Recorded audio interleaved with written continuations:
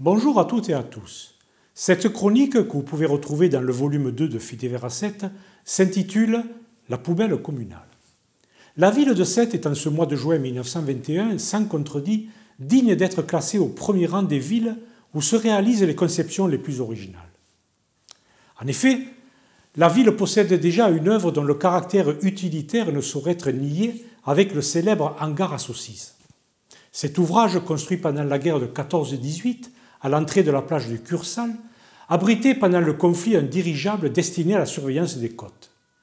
3 ans au mois de novembre prochain que la guerre était finie. La saucisse sétoise était partie depuis bien longtemps déjà, mais le hangar, lui, était resté. Abandonné, ouvert à tous les vents, il a pour objet maintenant de fournir du bois de chauffage, voire des matériaux de construction, à ceux qui veulent bien se donner la peine d'aller les prendre.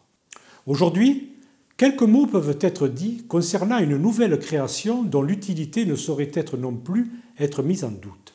Il s'agit de notre poubelle communale. Cette vaste poubelle a été installée, il y a déjà longtemps, au cœur même de la ville, sur la place de la mairie.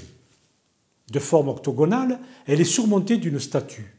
Des pieds de celle-ci, l'eau d'Isanka, lorsque la sécheresse ne sévit pas, tombe en petite cascade dans la dite poubelle qui prend alors une vague allure de bassin.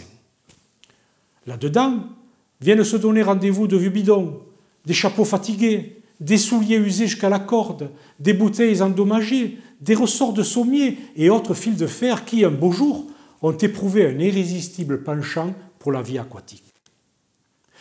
Dans le but de satisfaire cette envie, tous ces objets n'ont pas hésité à quitter leur coin monotone pour la perspective alléchante d'un séjour au sein de cette immense baignoire, à ciel ouvert, dont le fond est pourtant recouvert d'une couche de vase noirâtre, putride et nauséabonde.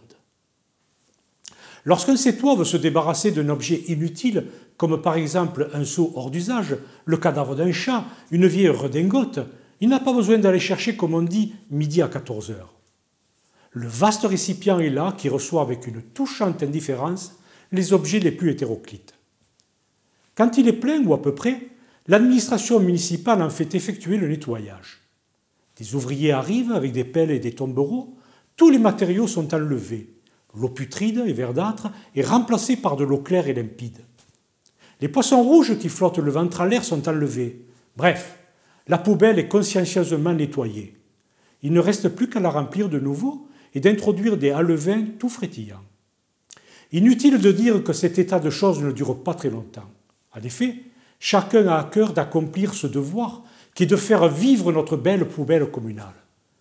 Il serait superflu d'ajouter que peu de villes en France peuvent se vanter d'avoir songé à cette merveilleuse installation d'une poubelle communale directement devant la mairie. C'est sans doute pour cette raison qu'un visiteur de passage vantait ces jours-ci la supériorité de la ville de Sète sous le rapport hygiène et salubrité contre authenticité.